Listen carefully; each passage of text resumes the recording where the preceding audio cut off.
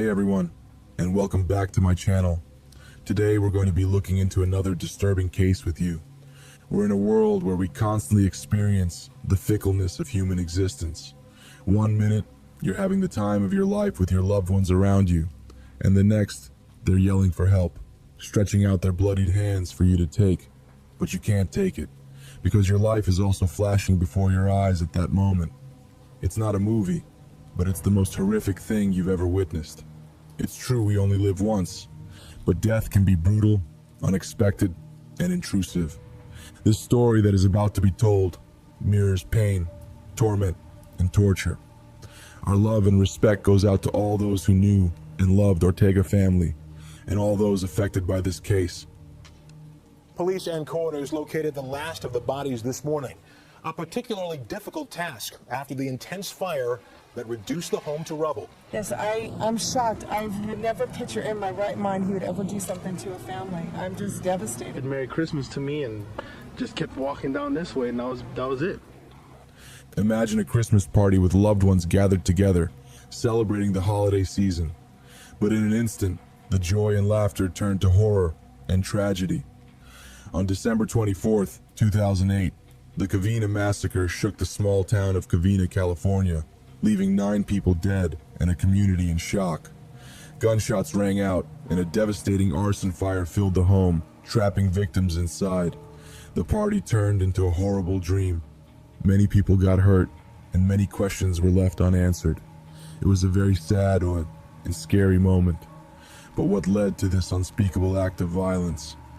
The Covina Massacre remains a haunting reminder that even in the most joyful times, darkness can strike without warning. The Ortega family was having a great time together in their Covina home on Christmas Eve. In the dining room, Papa Joe Ortega, his wife of 53 years, and their children were playing a late-night game of Texas Hold'em. They had just finished dinner and were enjoying each other's company. The grandchildren were in the backyard, playing video games and hanging out near the pool. They were having so much fun that they didn't want the night to end. Meanwhile, upstairs, the Ortega's 17-year-old grandson, Michael, was sitting at his computer, typing away. It was a peaceful and happy moment, with everyone doing something they enjoyed.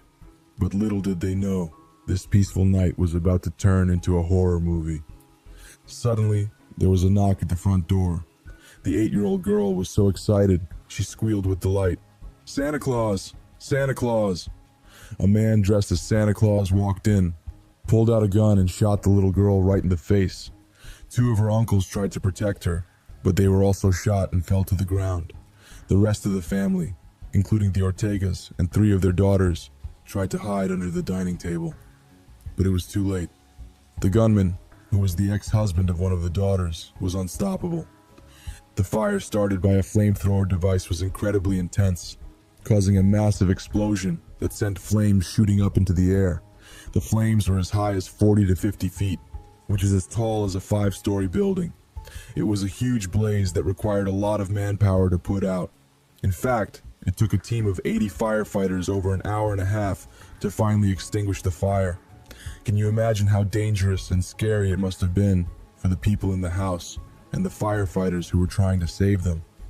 The fire was so intense that it made it really hard to identify the victims.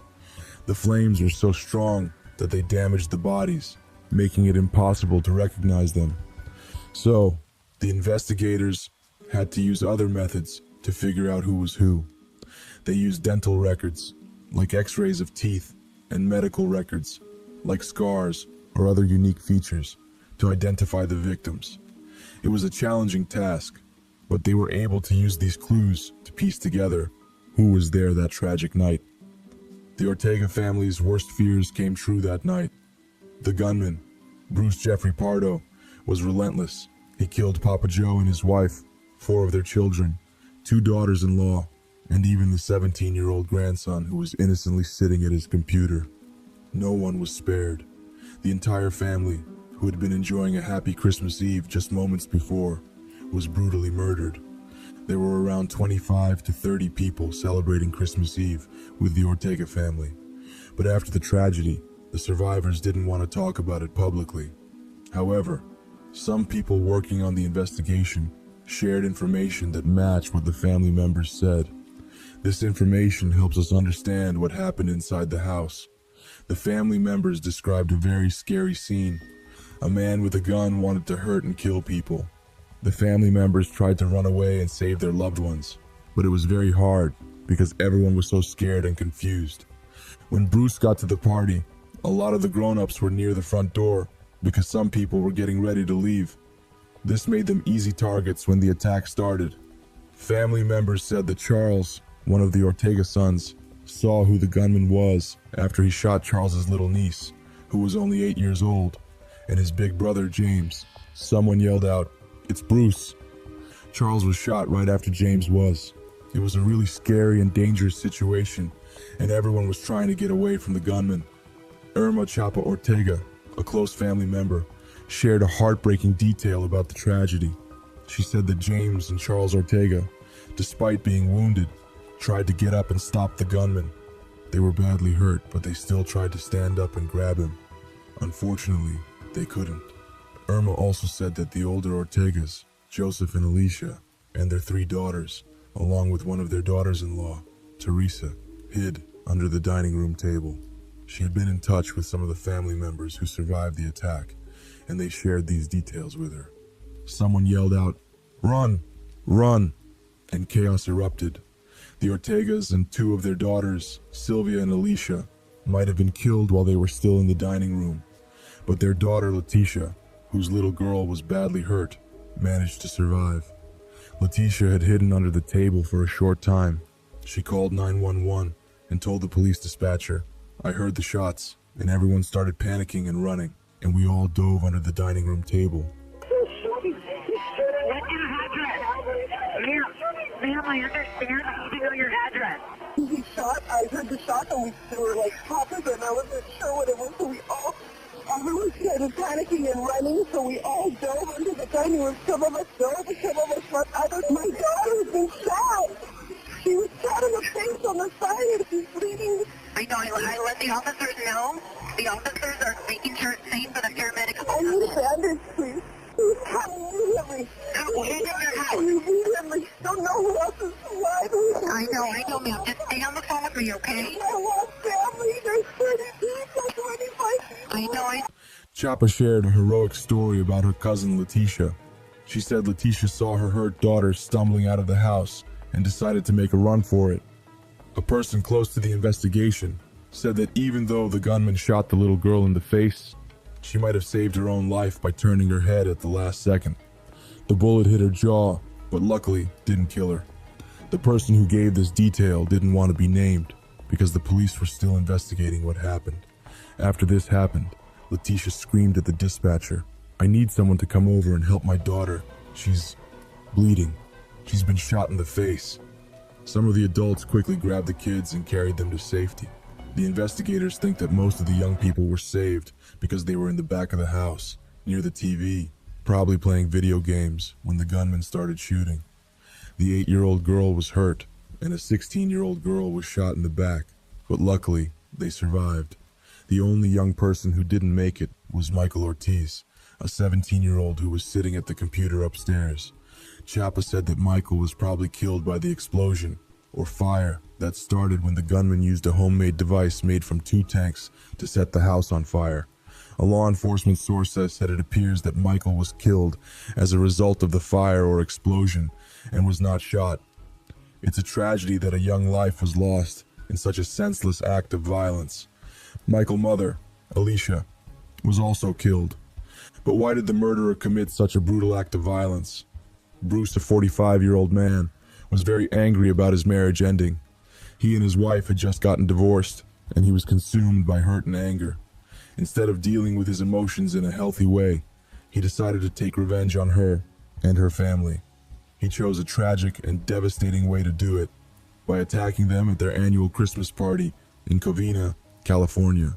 A team of FBI experts studied Bruce's behavior and found that he had some mental health issues, including extreme narcissism and obsessive-compulsive disorder. Although it's no excuse or justification, these conditions likely contributed to his decision to commit such a horrific act. It's heartbreaking that a family's joyous celebration turned into a tragedy because of one person's anger and sickness. Bruce had a plan to escape after his attack on the Ortega family. He'd even bought a plane ticket to Illinois, thinking he could just leave the chaos behind and start fresh. But his plan didn't work out as he expected. When he set the house on fire, he badly burned himself. He suffered second and third degree burns on his arms, which are very painful and serious injuries. So instead of escaping, he was left with severe burns. It's amazing how his plan backfired and led to his own suffering. After his failed attempt at escape, Bruce drove 40 miles to his brother's house in Sylmar. He went there to end his own life. Lieutenant Fred Corral from the Los Angeles County Coroner's Office shared that Bruce had a wound on the top of his head, which suggests that he put the gun in his mouth before pulling the trigger. A toxicology test had to be taken on Bruce, and it was said to have taken up to 6 weeks to get the result.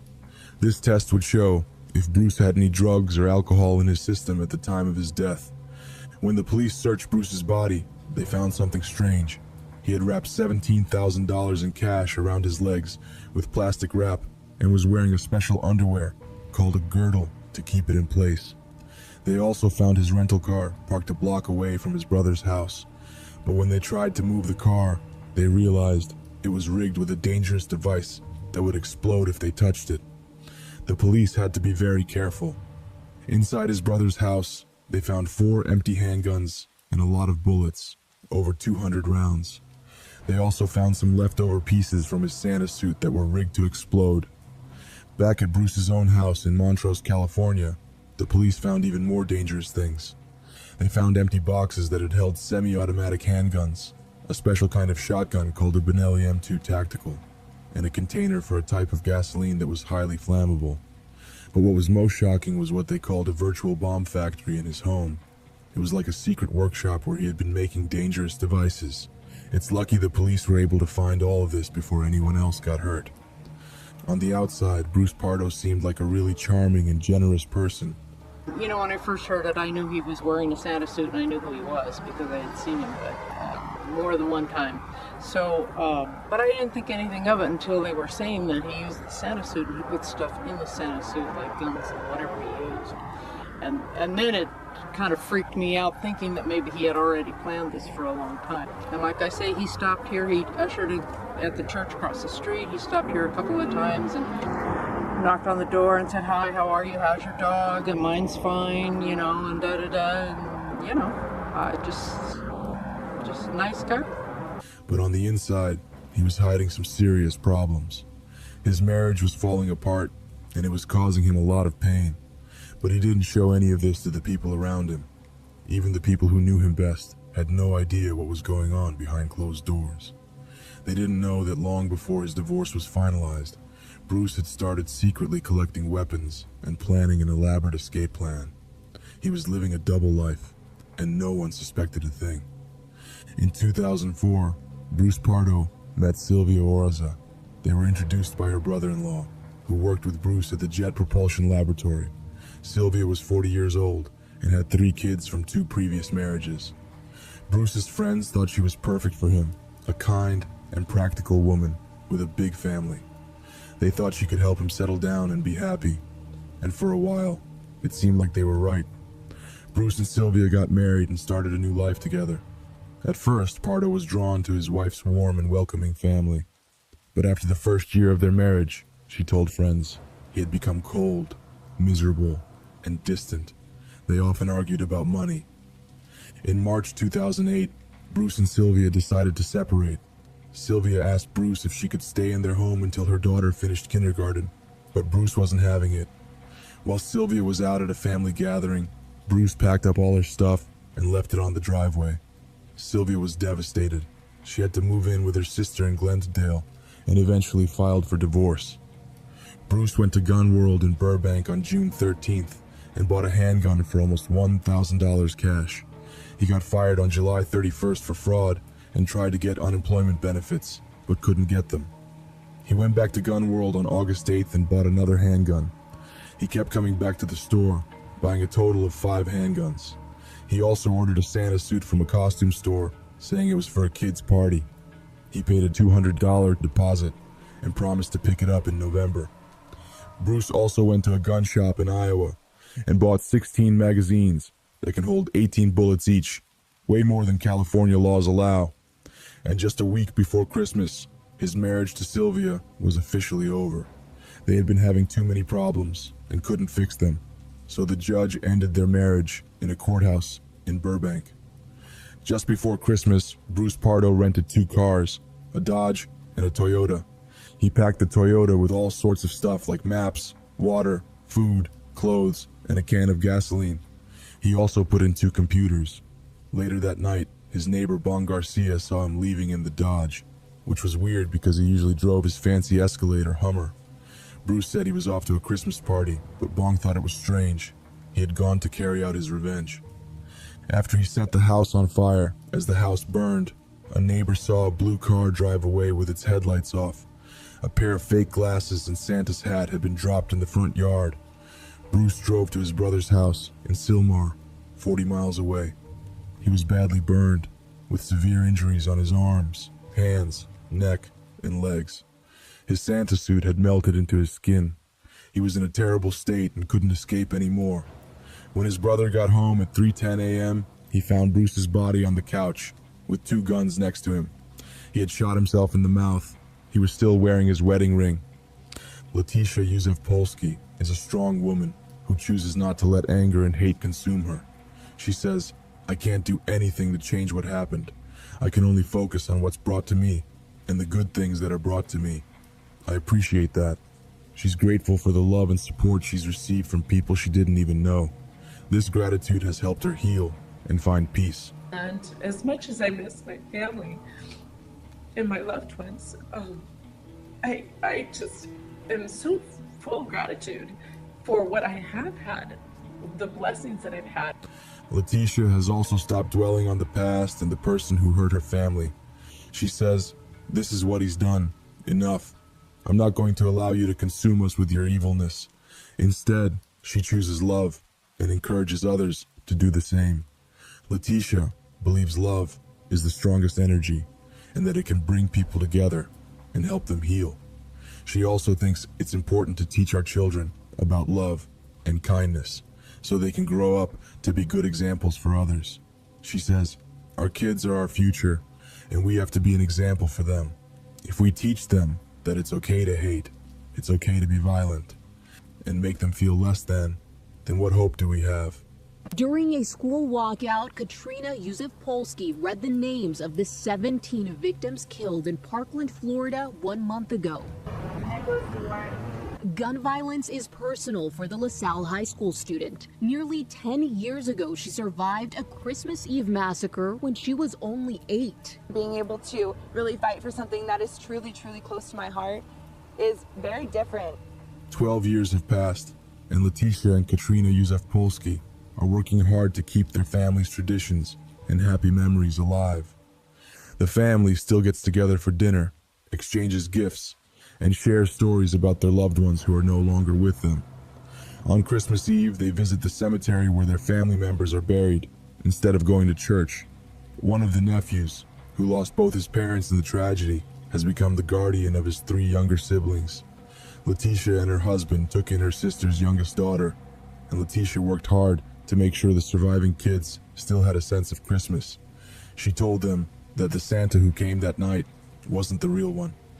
The kids even went to a special camp to help them deal with their grief and trauma.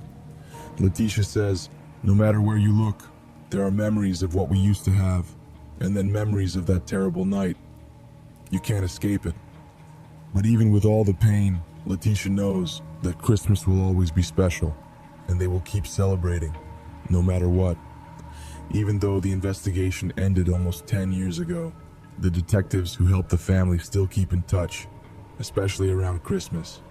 They care about the family and want to make sure they're doing okay. We've come to the end of today's video. What do you think about this case? Share your thoughts in the comments below. If you want more videos like this, please be sure to like the video, subscribe, and hit the notification bell. It really helps me out a lot. Thanks for watching, and we'll see you in the next one.